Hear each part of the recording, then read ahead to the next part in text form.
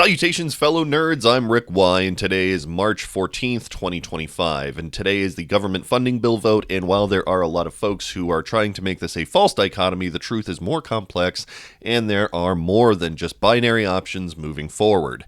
The result, however, is the same, and that means that the government is going to shut down if nothing else intervenes. I want to give a small trigger warning going forward for those who have ever been in domestic abuse relationships, because I will have to touch on that later in the video. It isn't much, but it is necessary for the point that I'm trying to convey. So if you dig news, history, or just humorous American hogwash, make sure you drop a poop emoji in the comments, and let's get cracking. Today, the Senate faces a vote to keep the government open. This is along lines that have placed Democrats, admittedly, between a rock and a hard place, as neither option for them is particularly positive. So how did we get here?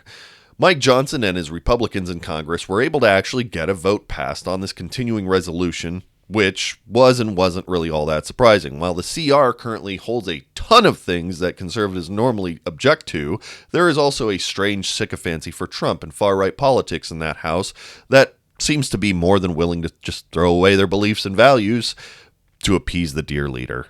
What I will say is a little shocking is that there is a part of this that Democrats actually agree with Republicans in their opposition, and that is the executive discretion that is being applied. This CR effectively expands the powers of the executive office and reinforces big government authority over average Americans. This CR specifically grants broader authorities to both allocate funds across agencies and programs, and does so without needing any congressional approval. They basically codified Trump's ability to spend and seize government funds. To the MAGA dudes in the comments section who are super happy about this, just remember that these powers will not go away when a Democrat gets into office. So I hope you're super excited that your legislative members are currently giving more power to the federal government, not less. That's the primary concern with this in my book. Now, some other key points of opposition came from the offset. While forming this bill, Republicans ran around talking about having some kind of huge mandate. I mean, since November, the only thing that I have heard from conservatives is how the American people voted for Republicans across the board, and so now it's their responsibility to drive this ship. This was so ingrained that they actually negotiated the entire CR without any input from the Democrats. None. They completely left them out in the dark when it came to discussing the ins and outs of this thing. So, of course, when you get a bunch of Republicans behind closed doors with no pushback or opposition to form a funding bill, the result will be what it was inevitably going to be. It increases defense spending while cutting non-defense spending. Unless all you think about is war and guns and boom, boom, pew, pew, this is actually problematic for a number of reasons. The targets for the cuts are what we call non-discretionary spending. What this means is the government is now going to be able to take more money out of the pockets of everyday Americans and put even more of it into our war machine, one that is literally unmatched. China is getting there, but having a bunch of toys only goes as far as knowing how to play with them. It's like giving a kid with a learner's permit a Lamborghini. It may be awesome, but it's really only superficial. How much will defense get? A staggering $892.5 billion, which is $6 billion more from the previous fiscal year. Public service announcement. If you or anyone you know are on these following programs, understand that Republicans will be taking your money and giving it to Elon Musk this year, and you won't be receiving some or all of the entitlements that you may deserve. Here it goes. Social Security retirement benefits including SSI and SSDI, healthcare programs like Medicare, Medicaid, children's health insurance, subsidies of the Affordable Care Act, income and assistance programs like unemployment, temporary assistance for needy families, SNAP, or colloquially known as food stamps, earned income tax credits, veterans benefits such as disability pensions, compensation, the GI Bill, and healthcare through the VA.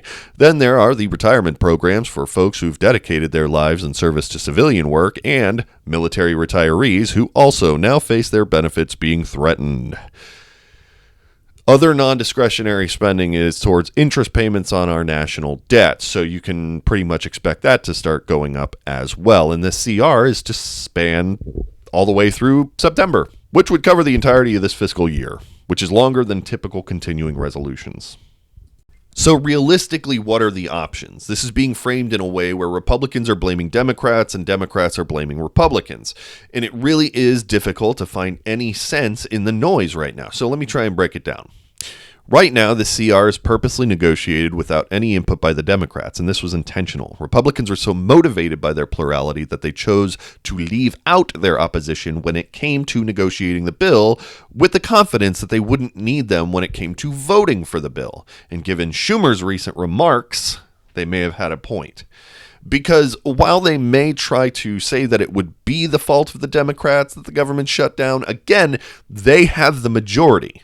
They ran around acting like they had some kind of grand mandate from heaven, a grandate, that they just could draft whatever they wanted and essentially ignore half of the country in those efforts. And now they're trying to say that if those people don't cooperate with this, the government shutdown will be on them.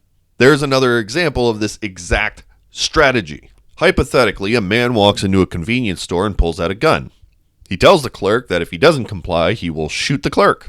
When the clerk refuses to comply and he shoots the clerk, his defense in court is, if only that clerk had listened, none of this would have happened. So this is his fault, not mine. This is also a classic strategy that domestic abusers use. They act out against their spouse and then tell that spouse that it was their fault. This is called narcissistic abuse, and it is a form of coercive control instead of cooperation.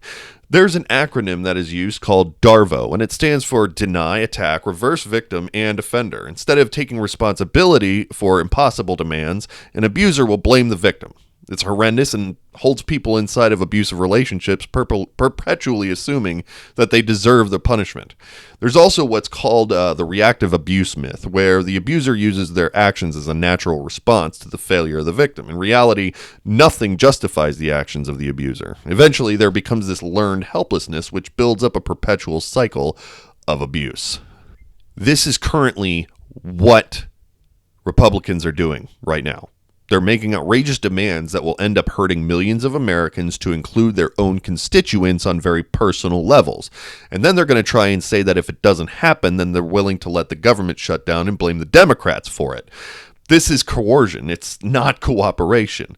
However, what this also means is the Democrats have an opportunity to see this as it truly is. There is no way they will vote today and be happy with the result. So why betray your morals and values in the process? If Republicans were confident enough to draft a bill without the express input of the Democrats, and again, have some huge mandate, then they don't need the Democrats. And whatever happens is on them. They chose to take that ball and run with it, when they chose to leave out those who would be able to help come to more realistic agreements for the American people. Democrats are not obligated to vote in favor of a bill where they were intentionally left out in the dark. Period.